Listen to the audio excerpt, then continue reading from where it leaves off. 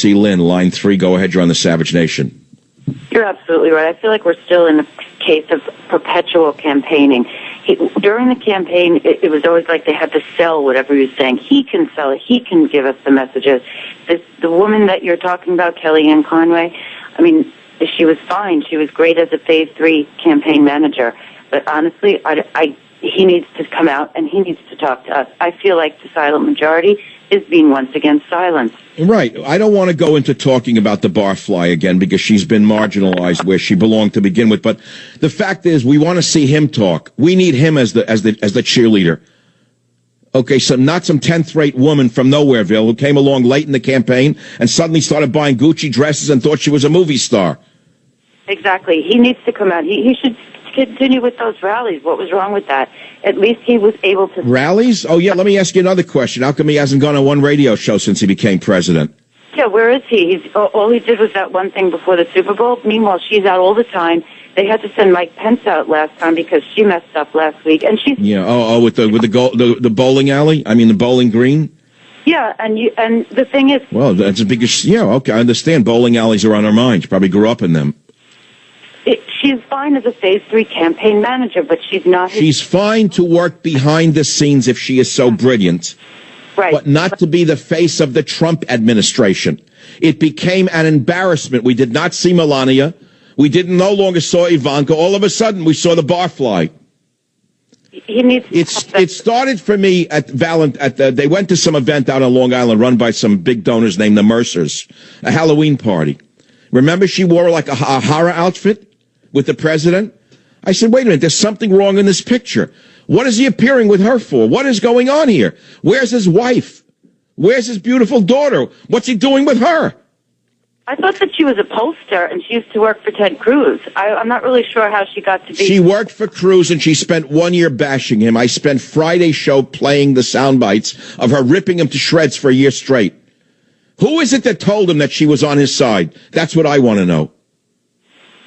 Well, I just don't see how she's the face of him to come out and talk to us about what he wants. All right, let's put all the past behind us. Right. But have you noticed that since I exposed this problem, have you noticed since I exposed the problem that you haven't seen the barfly as much? I have noticed. Mm-hmm. So somebody in the Trump camp is listening to this show or getting the notes on this show because they know this show helped elect him in a big way.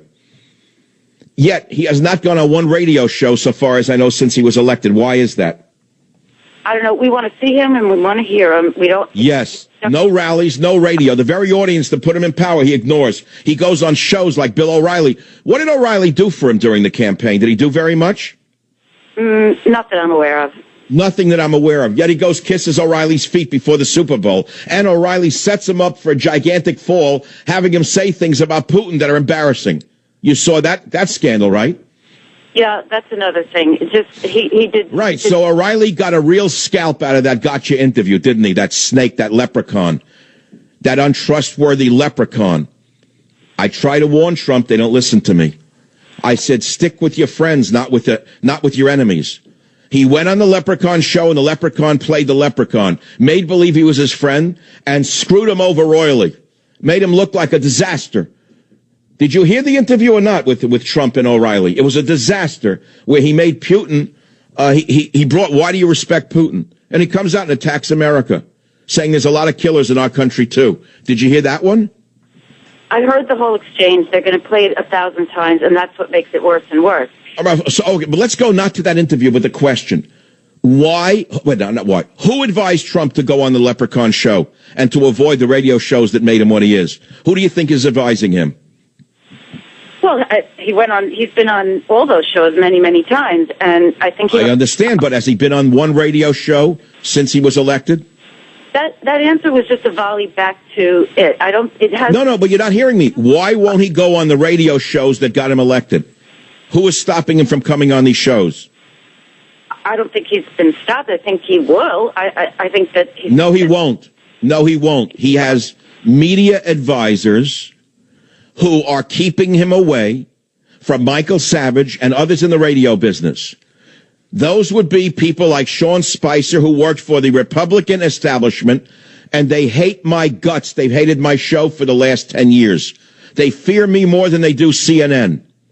So he puts them on these mainstream television guys who don't add up to a hill of beans, who write books about dead people and killing them, and he gets set up for a gigantic fall. Okay, that's why I wrote Trump's War, Lynn, which I'm going to send you a copy of because it's a guaranteed necessity for us to help Donald Trump get his agenda across. He's in trouble right now. Everyone knows that.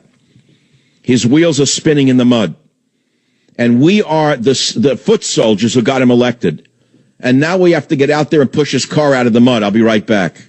Join the Savage Nation. Call now, 855-400-SAVAGE, 855-400-7282. Savage. The Savage Nation is sponsored by Swiss America, the only company I trust with my financial future. Call 800-289-2646 or SwissAmerica.com.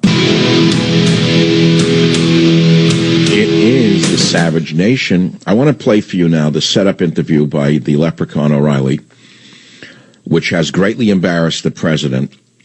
I try to warn them, stick with your friends, don't go on all these shows that are going to set you up. What did O'Reilly do for you during the campaign? Nothing. Who is advising him? Sean Spicer of the Republican National Committee, who I think would like to undermine the president, by the way, as would the entire RNC. And I write about it as one of the great groups to watch out for in Trump's war. The rhinos are trying to undermine Donald Trump. So they say, stay away from talk radio. They're too radical. You don't need them anymore. You used them. So they put him on the O'Reilly show. Listen what happened. It's a disaster for the president. Clip 3. Do you respect Putin? I do respect him. Do you? Why? Well, I respect a lot of people, but that doesn't mean I'm going to get along with him. He's a leader of his country. I say it's better to get along with Russia than not. And if Russia helps us in the fight against ISIS, which is a major fight, and Islamic terrorism all over the world, right. Major fight, that's a good thing. Will I get along with him? I have no idea. He's a killer, though. Putin's a killer. A lot of killers. We got a lot of killers. Why, you think our country's so innocent? Bingo, that's it now. So he tricked them into making a statement that now puts him in the same league as Bernie Sanders and communist professors. I want to ask you something. What if Barry Obama had said there's a lot of killers? What do you think? Our country is so innocent. I want to know what the right wing would have said. No, I'm just asking a question. That's my job as a commentator. Do you think I'm supposed to sit here as a cheerleader and say that everything Trump's done is right? I pity Trump for this. He was set up by Sean Spicer or by the barfly who set up the O'Reilly interview in order to feather their own nests. Never forget one principle. And the most important principle to remember, I don't care whether it's within an administration or anywhere else, everyone is out for themselves. So everyone working for Trump is thinking long-term and middle-term of what they're going to do tomorrow.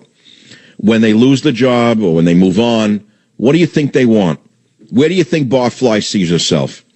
Megyn Kelly, $20 million a year. That was Barfly's wildest dream. That was the outfits, the hair. Someone will work on her nails next, but we'll put that aside. Sean Spicer, a nobody. Where'd they get him from? He worked for what, Dan Quayle? He worked for unknown people in the RNC. Now all of a sudden he is the front man for Donald Trump, and he puts him on this show as the press secretary. Who do you think picks these shows? Certainly not the people who picked the shows that got him elected. You're right. You understand what I'm saying to you? This is a disaster for Donald Trump. He fell into the trap set by the leprechaun. Savage.